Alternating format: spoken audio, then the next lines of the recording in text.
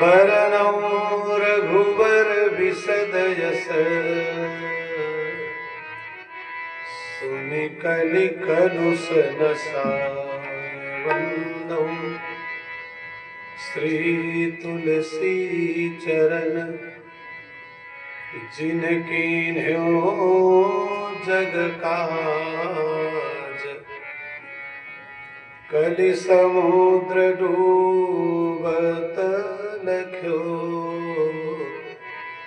विरचो सप्त जहाज।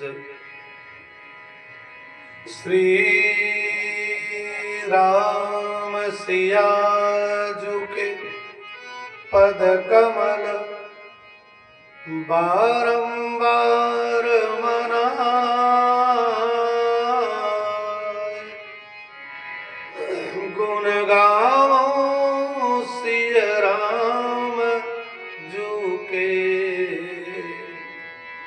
हनुमत हो सहाय। प्रेम से बोलिए सियावर रामचंद्र की। थोड़ा सा ठंडी आज बढ़ी है, उस हिसाब से संभाल के जय बोलिएगा, बहुत परेशान मत होइएगा। समझ गए ना? नहीं समझे? बोलिए वीरांजनेय जी महाराज की, बाबा विश्वनाथ की, दुर्गा मैया की। अब की बार कोशिश करिए कितना धीरे से आप बोल सकते हैं, एकदम संभालिए, इतना धीरे बोलिए, इतना धीरे बोलिए कि धीरे धीरे बोल कोई खूब आराम से बोलिए। निहाली बाबा की। खैर जमाना ही उल्टा है, जब जोर से कहा तो धीरे बोले, धीरे से कहा तो जोर से बोले। अब कुछ नहीं कहूंगा, अपने मन से बोलिए, जैसे मर्जी वैसे बोलिए। हमारा क्या जाता है, 3 दिन से सुन रहे हैं, जब बैकुंठ नहीं गए तो आज क्या चला 2 घंटा और मैं जिला दूंगा, क्या हो जाए। बोलिए अपने हिसाब से, अपने मन से बोलिए। श्री राम कथा महोत्सव की। यार अपने मन से ज्यादा बढ़िया बोल रहे हैं।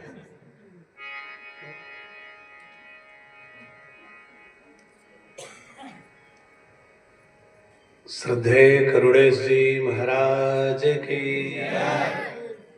सनातन धर्म की।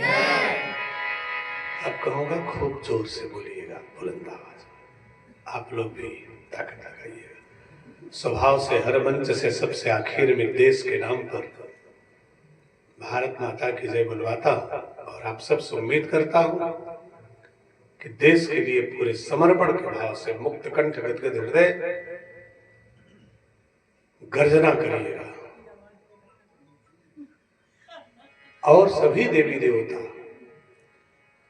हमारे फूल से, हमारे पत्र से, हमारे जल से, हमारे फल से प्रसन्न हो सकते हैं, लेकिन हमारी भारत माता समय समय पर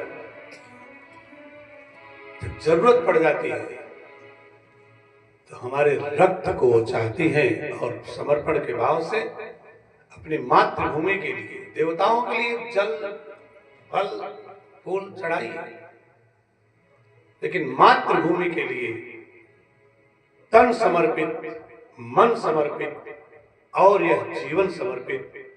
चाहता हूं देश की धरती तुझे कुछ और भी दूं, सब कुछ देने के बाद भी कुछ देने की इच्छा देश की होनी चाहिए। इसलिए इनके लिए एक शायर ने कहा, देश की राह पर पग बढ़ाते चलो, ये तिरंगा गगन तक उड़ाते चलो। देवता को तो बस अर्घ ही चाहिए देवता को, तो बस अर्घ ही चाहिए। तुम लहू इस वतन को चढ़ाते चलो, तुम लहू इस वतन को चढ़ाते चलो। और देवियों, इस देश की रक्षा में, आजादी की लड़ाई में केवल पुरुषों का ही योगदान नहीं रहा है, नारियों ने भी बहुत समर्पण किया है। किसी एक देवी का नाम बता सकती हो बेटी हो तो देश के लिए कुर्बान हो गई हो? क्या नाम बता? तुम यार बेटी हो, मैं बेटियों से पूछा हूं।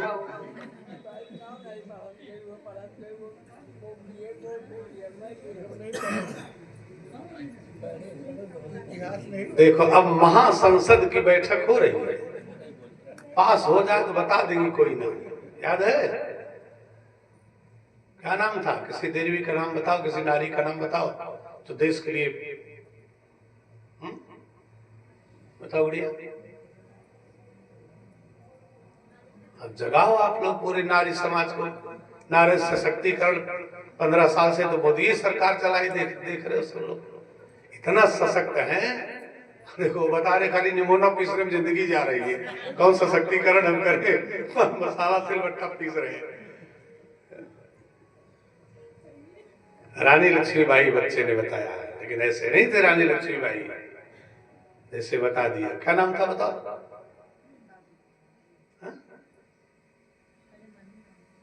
हाँ हाँ, बाद में क्या हो गया ये बता रहे हैं। पहले मनु नाम था ना, बाद में रानी लक्ष्मीबाई हो गई। ऐसे नहीं थी वो।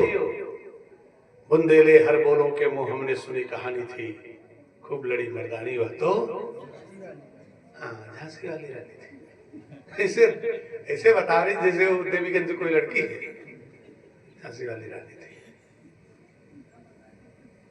जंगे आजादी के खौफनाक मंजर में जब वो रणचंडी बनकर के छलांग लगाती है,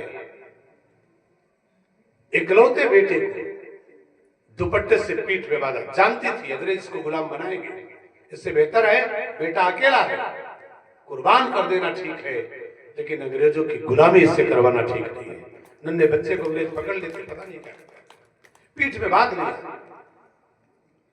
भारत की उस प्रचंड बेटी ने दोनों हाथों में तलवार थाम लिया, घोड़े की लगाम को दांत से दबाया और जंगे आजादी के मैदान में जब छलांग लगाती है तो जहां सामने से बरतानिया हुकूमत की तोपें आग उगल रही थी, वहीं भारत की बेटी रानी लक्ष्मीबाई उन अंग्रेजों के सीने में अपनी तलवार उतार रही थी। उनका नाम तो कम से कम गर्व से लेना चाहिए। बुंदेले हर बोलों के मुंह हमने सुनी कहानी थी, खूब लड़ी मर्दानी वह तो झांसी वाली रानी थी। ऐसे नाम लो जहां भी उनके अंतर चेतना हो वो प्रफुल्लित हो जाए, प्रसन्न हो जाए। हमारी बेटियां आज इस देश में कम से कम हमारी कुर्बानी को याद तो कर रही है। जरा उनके नाम पर बुलंद आवाज में आपकी गर्जना हो जाए। फिर थोड़ी सी बात करते हैं। भारत माता की हर हर महादेव। परमादरणीय परमाराध्य परमाध्यक्ष अकारण करुणा बरुड़ालय धर्मंडन पाप खंडन भक्त जन रंजन कौशल्यानंद वर्धन दशरथ नंदन आनंद कंद सच्चिदानंद घनश्याम श्रीमद राम भद्रजू के अस्तुत्य चरण वक्ता के अंतःकरण में विराजमान होकर कथा को अपनी इच्छा अनुसार कहने या कहलाने वाले श्रोताओं के मन मंदिर में दिव्य अनुराग से अनन्य भाव से रसिक मुद्रा में बैठकर कथा को सुनने वाले भक्त वंशा कल्प तरु बल बुद्धि के अगाध सिंधु पराक्रम के पावन प्रयागराज मंच पर प्रत्यक्ष रूप से विराजमान अनंत बलवंत संत हनुमंत लाल जी महाराज, जिनकी पावन अहेतुकी दिव्य कृपा से समग्र परिक्षेत्र समग्र सुकुलन पूर्वा सिंचित संवर्धित पुष्पित पल्लवित फलान्वित हो रहा है। ऐसे निहाली बाबा के पावन चरणों में दासानुदास विद्यार्थी का कोटि कोटि नमन बंदन सादर्श प्रेम समर्पित स्वीकार हो। जिनकी सूक्ष्म चेतना के आध्यात्मिक प्रेरणा का प्रतिफल इस तरह के अनेकों सत्संग इस अंचल में संचालित हो रहे हैं, ऐसे दिव्य महापुरुष भगवत प्राप्त संत ऋषितुल्य श्रद्धा केंद्र श्रद्धेय स्वामी करुणेश जी महाराज के अंत चेतना को कोट कोट श्रद्धा सुमन समर्पित करता हूँ, नमन वंदन सादर समर्पित करता हूँ। उन्हीं के पद चिन्हों पर चल करके उनके कृपा पात्र शिष्य वैदिक वैजयंती को अपने कंधों पर धारण किए सनातन धर्म के कीर्तध्वज को देश के कोने कोने में लहराने वाले नित्य माननीय सतत वंदनीय अर्चनीय आदरणीय अनुकरणीय श्रद्धेय ब्रजेश शास्त्री जी महाराज, फारसासीन आदरणीय सर्वेश जी, बहुत सुंदर स्वर, बहुत सुंदर साहित्य, बहुत सुंदर भजनों के माध्यम से कार्यक्रम का नित्य प्रति आप शुभारंभ करते हैं। भैया त्र्यंबकेश्वर जी, बहुत जितना बढ़िया शरीर उतना बढ़िया स्वर, बहुत बढ़िया प्रवचन श्रृंखला में आगे बढ़ रहे हैं। अभिनव व्यास है, मानस जगत की एक अद्भुत संभावना है। आपके मंगल में भविष्य की अनेक शुभकामनाएं करता हूँ। आदरणीय भैया जी अर्गन वाले, हम तो 4 दिन से है कुर्ता पहने, इंद्र प्रताप जी देखे आप ना, कल से लटकाए हैं, इस सुबह शाम में चेंज कर लिए, दिन में दूसरा पहने तो रात में दूसरा पहन लिया। अब इनको देख मुझे शर्मिंदगी हो रही है, हमको बदल लेना चाहिए। अब था नहीं मेरे पास, नहीं बदल ही देता। तो प्रधान जी ने कहा सफेद दे दें क्या, हमने कहा सफेद तो इसे उम्र हो गई सफेदी वाली, लेकिन कुछ दिन और रंगीन रहने दीजिए, फिर हो जाएगी सफेदी में। बढ़िया मिजाज आपका है, जैकेट जम रहा है, बहुत बढ़िया। ऑर्गन प्लेयर है, अच्छे कलाकार है, तबला पर भैया बैठे हैं, मजा दे रहे हैं, बढ़िया सबको सुना रहे हैं। और ये जो बाजा बजाते हैं और सब अच्छे हैं, ऑर्गन भी अच्छा, हारमोनियम भी अच्छा, बांसुरी भी अच्छी, तबला भी अच्छा, ढोलक भी अच्छा, सारे संगीत वाद्य यंत्र बहुत अच्छे हैं। लेकिन जो सर्वेश जी बजाते हैं उसकी अपनी एक अलग खासियत है। क्या बजाते हैं? मजीरा।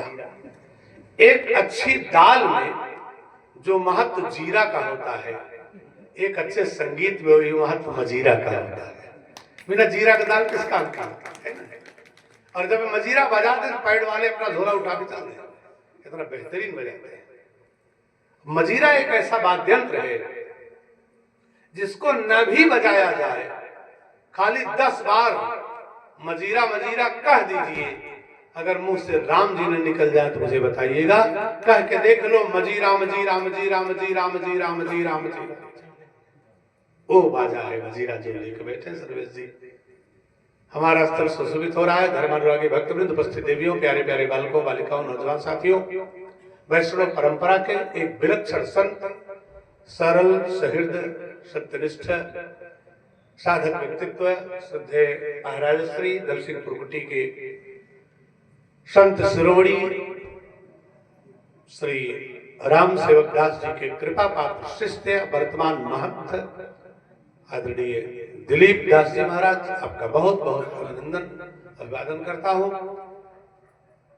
उजिरीपुर से हमारे बीच आए हैं, डिप्टी रेंजर पद से रिटायरमेंट होने के बाद तमाम तीर्थ व्रत धार्मिक अनुष्ठान से लगे हुए, साथ साथ रात्रि में कथा सुनने यहाँ तक पहुंच करके आपके क्षेत्र के लोग इन्होंने एक नजीर दी है कि हम उतनी दूर से आ गए अकेले कार चला करके, तो आप लोगों को कम से कम घर छोड़ के आ जाना चाहिए था।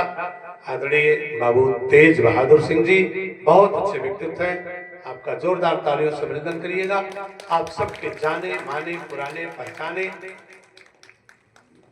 विशिष्टतम सामाजिक प्रतिष्ठा जिनकी है, राष्ट्रीय चेतना, सांस्कृतिक जागृति जिनके जीवन में है, हमेशा राष्ट्र के प्रति समर्पित रहते हैं। राष्ट्र सेवा संकल्प के माध्यम से देश के तमाम उन शहीदों को, बलिदानियों को याद करने के लिए भव्यतम आयोजन करते रहते हैं विभिन्न प्रकार का, जिनको आप लोग जानते हैं, आप सबके जाने माने पुराने पहचाने। आदरणीय बाबू इंद्र प्रताप सिंह जी हमारे बीच में हैं, आपका बहुत बहुत अभिनंदन है, अभिवादन है, जोरदार तालियों से अभिनंदन करिएगा। पटेल इंटर कॉलेज में वरिष्ठ प्रवक्ता आदरणीय मनोज कुमार तिवारी जी, आदरणीय सत्तनलाल प्रधान जी, हमारे बीच में है, आपका बहुत बहुत अभिवादन। बड़े बड़े आत्मीय हैं, बहुत सहृदय हैं। ओ बाबू तेज बहादुर सिंह जी, प्रताप सिंह जी, आप लोग भी गुजिया खाए। रामेंद्र भैया भी पहुंचे है ना। तमाम सामाजिक संगठनों से जुड़ करके राष्ट्र की सांस्कृतिक चेतना का विस्तार करने के लिए कटिबद्ध हैं रामेंद्र जी। हमारे बीच में उपस्थित है, आपका बहुत बहुत अभिनंदन है। सब लोग वहां गुजिया खाए। कोई कह रहा था ये वाली ज्यादा मीठी है, ये वाली कम मीठी है। कोई किसी खिलाने के लिए कह रहा था, जिसको शुगर उसको बताते थे कम मीठी है, जिसको शुगर ने उसको बताते थे ज्यादा अच्छी मीठी है, जिसको खाओ मतलब सब खाए किसी तरह से। वो मीठी है कि नहीं है ये सही में मुझसे पूछिए।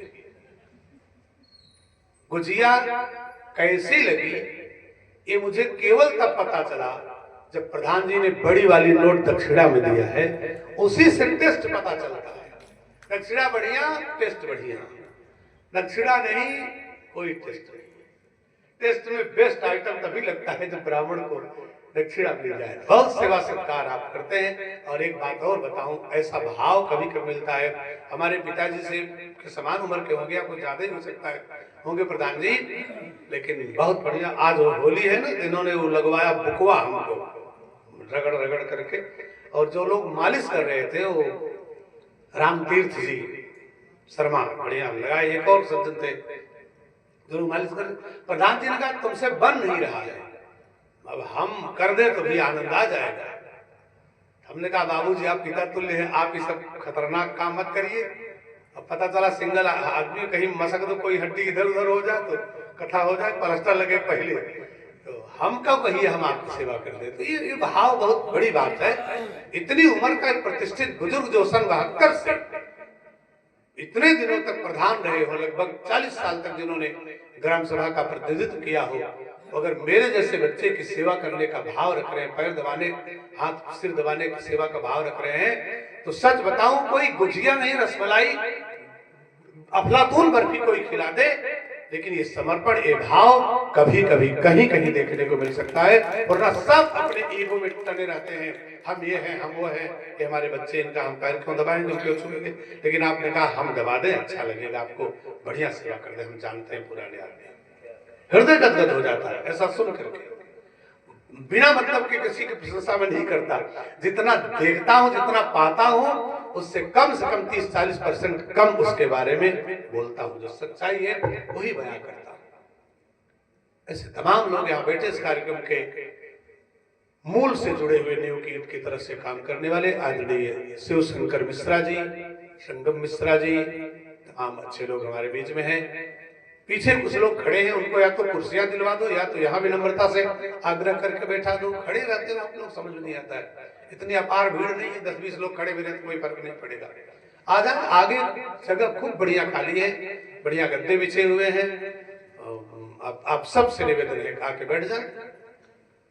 आप सबका बहुत बहुत अभिनंदन। खूब प्रेम से भगवान का मंगल में नाम संकीर्तन कर ले, फिर थोड़ी सी चर्चा आप लोगों के बीच में करने का प्रयास है बालक करेगा। बहुत समय हो गया है, अतिकाल अतिक्रमण, इसके बाद क्या कथा होगी देखा जाएगा। लेकिन सब लोग पहले प्रेम से भाव से भगवान का मंगल में नाम संकीर्तन कर ले, खुल करके कीर्तन गाइएगा। कीर्तन की महिमा कितनी बताई जाए। बाबा तुलसी कहते हैं कि राम एक तापसती तारी, नाम कोटि खल कुमति सुधारी, करऊं कहाँ लगी नाम बड़ाई, जब राम न सकहि नाम गुण गाई। राम स्वयं अपने नाम की महिमा का बखान नहीं कर सकते पूरा पूरा। कितनी महिमा इस कलयुग में। एक बहुत अच्छे संत हुए महात्मा कबीरदास जी, काशी में गए, अपने पंथ का प्रचार प्रसार करना चाहते थे। काशी के विद्वानों ने घोर बहिष्कार किया, संत कबीर का विरोध किया, और कबीरदास जी को बदनाम करने के लिए, बेइज्जत करने के लिए काशी के पंडितों ने, विद्वानों ने एक आयोजन किया। तमाम पंथ के संतों को बुलाया जाए, उसमें कबीर भी आएगा, तब उस कबीर को अपमानित करके यहां से खदेड़ा जाए। व्यवस्था बन गई। प्रायोजित ढंग से योजना बना करके तमाम धर्माचार्यों को बुलाया गया, ब्राह्मण संत सब आए। कबीर भी जब उसमें आए, धर्म सभा में आमंत्रण गया, कबीर आप भी आमंत्रित हो चलो। जब कबीर आए तब पंडितों ने कह दिया जो गुरु दीक्षा नहीं प्राप्त किया हो वो इस सभा से उठ के चला जाए, जिसने गुरु मंत्र नहीं लिया है उस सभा से उठ के चला जाए। संत कबीर इधर उधर देखे, बेचारे सकपका गए, डर गए, मैंने गुरु दीक्षा ली नहीं है, फिर भी बैठे रहे। तब तक किसी पंडित ने कह दिया, कबीर गुरु दीक्षा ली है तूने?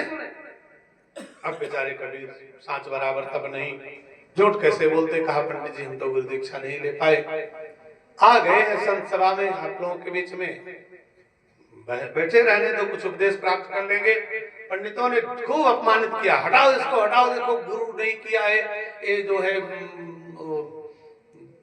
गुरु दीक्षा नहीं लिया है, इसको खदेड़ो यहाँ से, खदेड़ो यहाँ से। संत कबीर को बुरी तरह से अपमानित करके उस सभा से बाहर कर दिया गया। संत कबीर रोते हुए सभा से निकल पड़े। रोते हुए संत कबीर गए और निर्णय ले लिया। उन्होंने काफी पहले से गुरुदेव रामानंद जी महाराज से दीक्षा लेना चाहा था, उनसे बार बार निवेदन किया था महात्मा कबीर ने, गुरु जी मुझे दीक्षा दे दीजिए, दीक्षा दे दीजिए। लेकिन रामानंद जी दीक्षा देने को तैयार नहीं हो रहे थे। रामानंद जी महाराज दीक्षा नहीं दे रहे थे। संत कबीर ने निर्णय लिया। रामानंद जी महाराज सुबह 4 बजे उठ करके गंगा स्नान करने जाते हैं। गंगा के घाट की सीढ़ियों पर कबीरदास जी ने निर्णय लिया, मैं रात को 3 बजे उठ करके गंगा के घाट की सीढ़ियों पर जाकर के लेट जाऊंगा, और जब 4 बजे उठ करके स्वामी रामानंद जी गंगा स्नान करने के लिए जाएंगे, अंधेरी रात में महाराज रामानंद जी का चरण मेरे ऊपर पड़ेगा, उनके चरणों को पकड़ लूंगा और जो शब्द उनके मुंह से प्रथम बार निकल जाएगा उन्हीं शब्दों को गुरुमंत्र मान करके स्वीकार कर लूंगा। संत कबीर गंगा के घाट की सीढ़ी पर जाकर के लेट जाते हैं और लेट करके रामानंद जी महाराज की प्रतीक्षा करने लगे। जब रामानंद जी महाराज आए और उनका चरण कबीरदास की छाती पर पड़ा, तो जैसे पड़ा उन्होंने चरण पकड़ लिया, महसूस किया कि ये कोई बच्चा लेटा है, कोई व्यक्ति यहाँ लेटा हुआ है। तो तुरंत उन्होंने कहा, अरे बच्चा तुम्हारा शरीर दब गया, तुम्हें दर्द हुआ, राम राम कहो, राम राम कहो, बच्चा राम राम कहो। संत कबीर ने चरण पकड़ करके माथे से लगा लिया और कह दिया, कहा गुरुदेव यही राम नाम मंत्र मैं चाहता था, इतनी बार मैंने प्रयास किया लेकिन आपने गुरु मंत्र मुझे दिया नहीं, आज आपके मुंह से निकला हुआ शब्द मेरे लिए गुरु मंत्र हो गया। प्रसन्न हो गए संत कबीरदास जी। रामानंद भी गुरु के समर्पण से एकदम अद्भुत हो गए, आनंदित हो गए। रामानंद जी महाराज उनके गुरु हो गए। संत कबीर को गुरु दीक्षा प्राप्त हो गई। अनुपम आनंद वर्मा जी बड़े अच्छे समाज सेवी, सामाजिक कार्यकर्ता, इस तरह के तमाम सांस्कृतिक सामाजिक आयोजनों में, कार्यक्रमों में आपकी उपस्थिति प्राय होती रहती है। आदरणीय मृदुल वर्मा जी मणिकोडर जिला पंचायत क्षेत्र से आप सदस्य पद के प्रत्याशी हैं। आपके मंगलमय राजनीतिक भविष्य की शुभकामनाएं करता हूं। आपका आगमन हमारे लिए बहुत शुभ है, अच्छा है। बोलिए भक्तवत्सल भगवान की। संत कबीर को गुरु मंत्र मिल गया। रामानंद जी महाराज का चरण पकड़ करके माथे से लगा लिया, संतुष्ट हो गए। अब फिर उन्होंने किसी माध्यम से शिष्य का अलवा दिया ब्राह्मणों की सभा में कि जाओ उनसे विद्वानों से बता दो मैंने गुरु मंत्र ले लिया, राम नाम दीक्षा मैंने ले ली। अगले ही दिन पंडितों का आश्चर्य हुआ, इस कबीर को कौन गुरु दीक्षा दिया होगा? काशी का कोई संत, कोई ब्राह्मण, कोई विद्वान इसको दीक्षा नहीं दिया, वो झूठ बोल रहा है।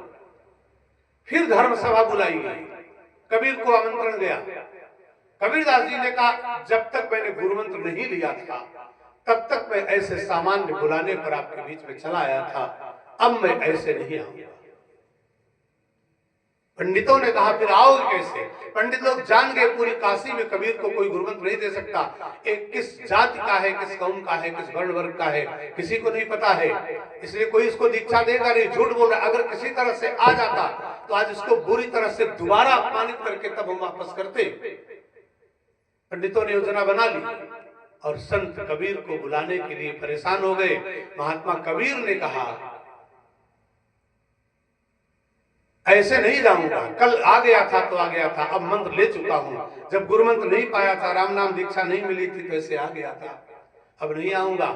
पंडितों ने फिर सदेशा भेजा, कैसे आओगे? संत कबीर ने कहा मुझे सम्मान पूर्वक पालकी में ले चलो, तब आऊंगा। उन्होंने कहारों को भेजा, जाओ पालकी में लाओ। अब कबीरदास जी ने कहा वो लोग पंडित जी लोग ले आएंगे तब आऊंगा। आए पंडित जी लोग अपमानित करने के लिए लगा लिए पालकी में कबीर को लेकर के वहां पहुंचे, बैठाए गए कबीरदास जी धर्म सभा में। जब सभा शुरू होनी तो फिर वही प्रश्न किया गया, बात कही गई, जो गुरु दीक्षा न लिया हो सभा छोड़ करके वापस चला जाए। महात्मा कबीर उठे नहीं, हिले नहीं। ब्राह्मणों ने फिर पूछ दिया, कहा कबीर तुमने गुरु दीक्षा ली? कबीर ने कहा हाँ गुरु दीक्षा ली, कल नहीं लिया था लेकिन आज मैं लेके आया हूं। ब्राह्मणों ने पूछा अगर तुमने राम नाम की दीक्षा ली है तो राम नाम की महिमा कुछ बताओ। संत कबीर ने कहा आपकी आंखों का पर्दा भी हटा नहीं, राम नाम की महिमा अब भी नहीं समझ पाए। ब्राह्मणों ने कहा नहीं समझ पाए तभी तो पूछ रहे हैं। महात्मा कबीर बोले, कल जिस सभा से अपमानित करके भेजा गया था, रात में रामानंद स्वामी से गुरुमंत्र लेने के बाद उसी सभा में आज पालकी में बैठा करके सम्मान से लाया गया हूं। ये केवल राम नाम की महिमा है। एक दिन में राम नाम लिया मैंने, कितना असर पड़ गया। समझ लो आप बार बार राम नाम लेते हैं, कितना सम्मान होगा। तो सब लोग प्रेम से भाव से भगवान के मंगल में नाम का उच्चारण करें। फिर थोड़ी सी बात आप लोगों के बीच में रख दी जाएगी। सब लोग ताली बजा के भाव से गाएंगे, श्री राम जय राम जय जय राम, श्री राम जय राम जय जय राम, श्री राम जय राम जय जय राम, श्री राम जय राम जय जय राम, जय जय कुमति हरण हनुमान, जय जय कुमति जय जय विघ्न हरण हनुमान, जय जय विघ्न श्री राम जय राम जय जय राम, श्री राम जय राम श्री राम जय राम जय जय राम, श्री राम जय जय राम, श्री राम जय राम जय जय राम, श्री राम जय जय राम,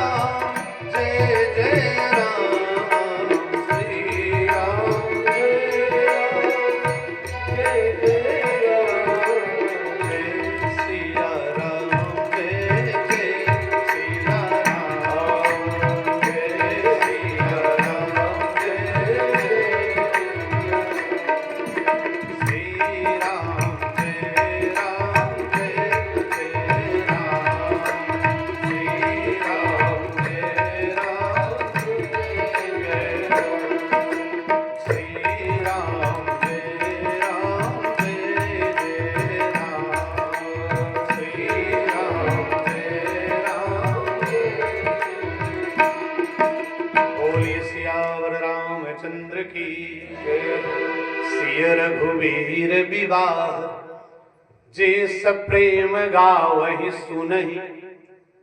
बालकांड का विराम देते हुए उपसंहार करते हुए बाबा तुलसी इस सोरठे के माध्यम से बता रहे, राम और सीता के मंगल में विवाह के प्रसंग को जो प्रेम से गाता है और प्रेम से सुनता है। आदरणीय कमलेश चंद्र वाजपेयी जी बहुत सुंदर भागवत कथा अभी जिनके यहाँ आयोजित हुई और भव्य आयोजन किया, बहुत लंबी भीड़, खान पान सारी व्यवस्था सबके बीच में हुई। उत्कर्ष जी बैठे हैं, प्रवेश जी वाजपेयी बैठे हैं, आपका बहुत बहुत स्वागत अभिनंदन। राम और सीता के मंगल में विवाह के प्रसंग को जो प्रेम से गाता है और जो प्रेम से सुनता है उसको क्या मिलता है? बाबा तुलसी बता रहे हैं, सिय रघुवीर विवाह जे सब प्रेम गावहि सुनहि। तीन कह परम उछाह मंगलायतन राम जस। उनके जीवन में परम उत्साह होता है, मंगल की प्राप्ति होती है, पति पत्नी के बीच का झंझट मतभेद कम हो जाता है, खत्म हो जाता है। बाबा तुलसी ने कहा सिय रघुवीर विवाह जे सप्रेम गावहि सुनहि तिन कह परम उछाह मंगलायतन राम जस। भगवान के इस मंगल में विवाह के प्रसंग को जो सुनता है, जो कहता है, दोनों के जीवन में मंगल की प्राप्ति होती है, आनंद की प्राप्ति होती है। कल आपने सुना महाराज श्री श्रद्धेय रामानुजाचार्य जी महाराज आए, रामानुज जी, उन्होंने जयमाल व्यवस्था से राम सीता के मंगल, राम सीता का विवाह 4 प्रकार से हुआ और श्री रामचरितमानस में 4 विवाहों का जिक्र भी हुआ, जिनमें 2 विवाह सफल हुए, 2 विवाह विफल हुए। पहला भगवान शिव जी का मंगल में विवाह संपन्न हुआ। दूसरा देवर्षि नारद का विवाह, प्रस्ताव तो हुआ, हो नहीं सका। तीसरा प्रभु राम सीता का विवाह विधिवत संपन्न हुआ। चौथा सुपनखा ने भी राम जी को देखा तो प्रपोज कर दिया, तुम सम पुरुष नमो सम नारी, यह संजोग विधि रचा विचारे। यह भी विफल हुआ। नौजवान बच्चे बैठे हैं, बेटियां भी बैठी है, समझ लो। भगवान शिव जी का विवाह सफल हुआ, भगवती पार्वती के साथ संपन्न हुआ। परिणाम में मंगल मूर्ति भगवान गणेश जी का जन्म होता है। क्यों? क्योंकि शिव जी के विवाह में सप्तर्षि, देवर्षि, भगवान विष्णु, ये सब लोग मध्यस्थ थे। सब चाहते थे कि देवी पार्वती और भगवान शिव जी का विवाह हो जाए। इतने लोगों की इच्छा विलासा से उनका विवाह संपन्न हुआ तो मंगल में ढंग से हो गया। नारद जी के विवाह में केवल नारद चाहते थे। नौजवान समझ ले, फेसबुक पर प्रोफाइल देखते हैं लड़कियों का, अच्छी लग गई, विवाह करते हैं, साल 2 साल 3 साल बीतते बीतते मामला फैमिली कोर्ट में जाता है। अगर रामचरितमानस के इन विवाहों से सीख ले हम तो बहुत कुछ समाज को मिल सकता है। शिव जी के विवाह में अच्छे अच्छे श्रेष्ठ महापुरुष अगुवाई किए, मध्यस्थ बने, मीडिएटर बने, तब दोनों का विवाह मंगल में ढंग से हुआ और सफलतम विवाह। राम जी के विवाह में गुरुदेव विश्वामित्र, महात्मा वशिष्ठ जी ये सब मध्यस्थता की, संतों की अगुवाई में विवाह हुआ, ये मीडिएटर हुए, तब विवाह संपन्न हुआ। उनका भी विवाह मंगल में ढंग से संपन्न, श्री राम जी का, भगवती सीता का। बीच में देवर्षि नारद का विवाह का प्रस्ताव आया। नारद जी ने, नौजवान साथी, नारद जी ने जिस कन्या को चुना था, सीधे लक्ष्मी विश्वमोहिनी, प्रकरण बहुत लंबा है, मुझे राम सीता का विवाह जल्दी सुना देना। नारद जी ने इस लड़की को चुना, वो सीधे लक्ष्मी माता है। क्या लड़की के चुनाव में नारद से कोई गलती हुई है? आज का कोई लड़का लक्ष्मी जैसी कन्या का चुनाव नहीं कर सकता, ऐसी कन्या कोई मिलेगी नहीं। नारद ने सीधे लक्ष्मी को चुना, इतने पे गलती है। लक्ष्मी जी उनकी माता है, वो समझ नहीं पाए, स्वरूप माता जी का विश्वमोहिनी का हो गया और नारद जी देख करके मुग्ध हो गए, इसी से विवाह करूंगा। दिमाग इतना अपसेट हो गया कि अपने बाप को बाप करके नहीं बुलाए, पिताजी करके नहीं बुलाए, डायरेक्ट करे, हे ब्रह्मा मुझे एक लड़की पसंद आ गई। ऐसा कोई लड़का बोलेगा अपने बाप से? और बाप का नाम लेकर, डायरेक्ट नाम लेकर बोल रहे। ब्रह्मा जी के पास गए, पिताजी, पहले पिताजी बोले, पिताजी एक लड़की पसंद आ गई। अरे कहा बेटा तुम क्या कह रहे हो, इतनी उम्र तुम्हारी बीत गई, भजन करते करते सत्संग में मन लगता है तुम्हारा, वही करो, भगवान का नाम संकीर्तन करते हो, अच्छा तुम्हारे लिए। नारद जी ने कहा ये सब नहीं होगा, मुझे वो सुंदरी पसंद आ गई है, शादी के लिए मैंने रजामंद कर ली, मैंने एक लड़की पसंद कर ली। भगवान ब्रह्मा ने कहा अगर तुम एकदम उस पर आसक्त हो तो जाओ तपस्या करो, उस तपस्या से वो सुंदरी भी प्राप्त हो सकती है, तपस्या में बड़ी शक्ति वो प्राप्त हो जाएगी। नारद जी सरेंडर कर गए कि जप तप कछु न हो यही काला, हे विधि, विधि माने ब्रह्मा उनके बाप हैं, सीधे नाम लेके बोल रहे हैं, हे विधि मिल कवन विधि बाला, जब तप कछु न। अब इस समय जब तक कुछ नहीं हो सकता मुझसे। ब्रह्मा जी मुझसे जब तक नहीं होगा वो लड़की कैसे मिलेगी? ब्रह्मा जी ने कहा मेरे बस की बात नहीं, तुम जाओ जहां मर्जी ढूंढो। चले गए भगवान विष्णु के पास, भगवान विष्णु ने उनसे रूप मांगे, रूप उन्होंने ले लिया, सुंदर नारद का रूप लेकर के बंदर रूप दे करके भेज दिया। स्वयंवर में गए, जय विधि जय दिश नारद बैठे फूली, सो दिश तेहि न बिलो की भूली। परिणाम क्या हुआ? बंदर जैसा मुंह लेकर के देवर्षि नारद लौट आए। मतलब अगर आप उस जमाने में देवर्षि नारद जैसा योग्य व्यक्ति लक्ष्मी जैसी कन्या को पसंद किया तो भी बंदर जैसा मुंह लेके लौट आना पड़ा। आज का कोई नौजवान अगर बिना माता पिता या परिवार के गार्जियन की इच्छा के विपरीत, बिना अपने लोगों की इच्छा के कोई लड़की पसंद करता है तो कैसी भी सुंदरी पसंद क्यों ना कर लो, लेकिन विवाह में सफलता नहीं मिल सकती है। इसलिए बड़ों की राय विवाह में होना जरूरी है। दूसरा सुपनखा देवी का, उसके भी चुनाव में कोई गलती नहीं थी। चुनाव किया सुपनखा ने सीधे प्रभु राम का। लड़का खराब था, राम जी खराब चाहती है सुपनखा, और राम जी को देख करके कहने लगती है कि तुम सम पुरुष नमो सम नारी, यह संजोग विधि रचा विचारी, तुम सम पुरुष, तुम्हारे समान कोई पुरुष नहीं और मेरे समान कोई स्त्री नहीं।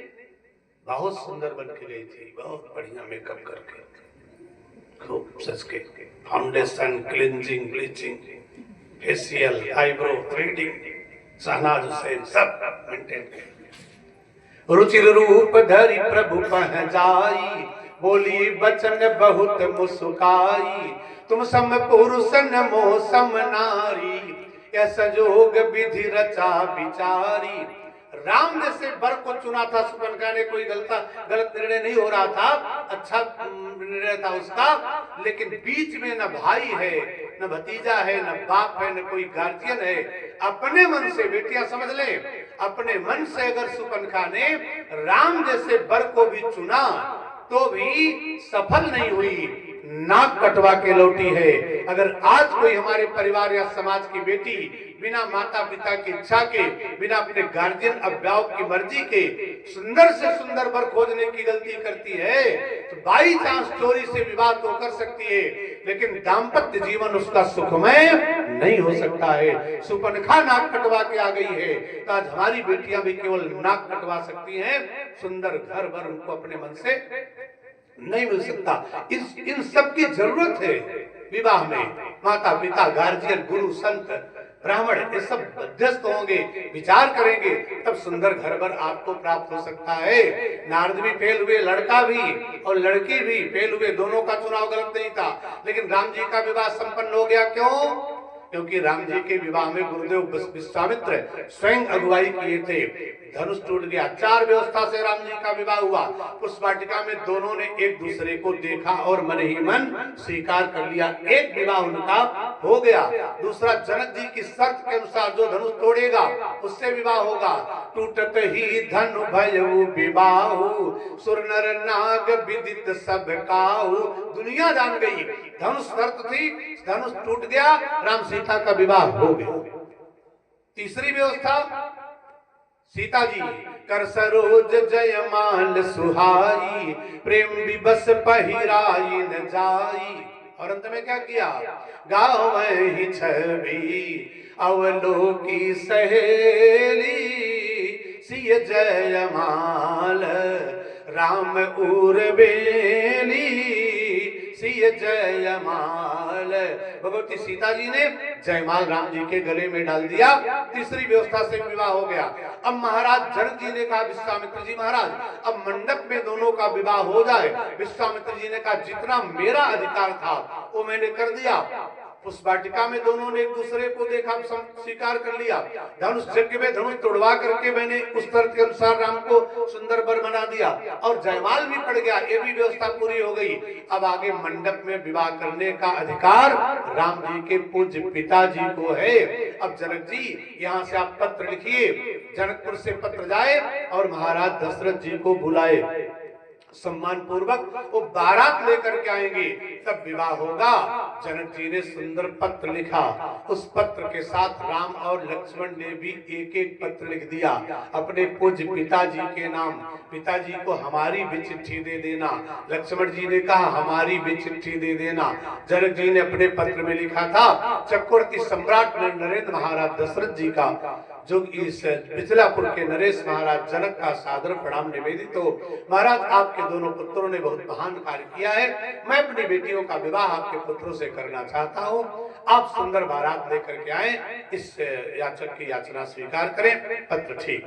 दो दूत जाते हैं जो महाराज दशरथ जी से हम सीखे। आज की शैली में वो दूत है, मैसेंजर है, पत्रवाहक है, कोई बहुत बड़े आदमी नहीं। और दशरथ जी का क्या सम्मान है। स्वर्ग जब कभी कोई महाराज दशरथ जी जाते थे विजिट करने, तो दशरथ जी के स्वर्ग में पहुंचने पर स्वर्ग का सम्राट इंद्र सिंहासन छोड़ करके मुख्य प्रवेश द्वार पर दशरथ जी का मोस्ट वेलकम करता था। इंद्र ला करके अपने सिंहासन पर बैठा देता था। महाराज दशरथ जी इंद्र के सिंहासन पर बैठ जाते थे, जो जगह बचती थी उसी पे इंद्र बैठता था। ये सम्मान महाराज दशरथ जी का है। आगे हुई जही सुरपति ले अर्ध सिंहासन आसन देही अर्ध सिंहासन। इंद्र भी जिनकी अगवानी में खड़े हो जाते हैं वो महाराज दशरथ जी ने। ठीक है सिंह साहब, आप तो 10 बजे तक रुकने वाले थे, 11 बजने वाले हैं। तो बहुत बहुत साधुवाद, धन्यवाद।